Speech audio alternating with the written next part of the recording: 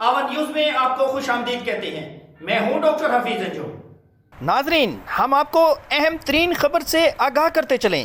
آج ڈیرہ غازی خان کے سابقہ سی او ہیلتھ ڈاکٹر منور عباس نے کروڑوں روپے کی کرپشن میں ملوث نکلا، جس کو آج لاہور ہائی کورٹ سے عبوری خارج ہونے پر اینٹی کرپشن انسپیکٹر ارشد رند نے گرفتار کر لیا۔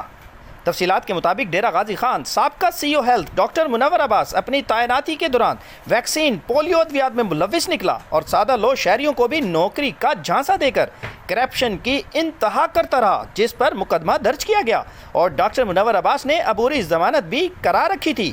بالآخر لاہور ہائی کورٹ نے آج عبوری خارج کر دی، جس پر عبوری خارج ہونے پر انسپیکٹر اینٹی کرپشن ارشد رند نے گرفتار کر لیا اور 5 دن کے جسمانی ریمانڈ پر تفتیش جاری۔ اب دیکھنا یہ ہے کہ سی او ڈیرہ غازی خان ڈاکٹر منور عباس کے ساتھ کون کون ملوث ہیں۔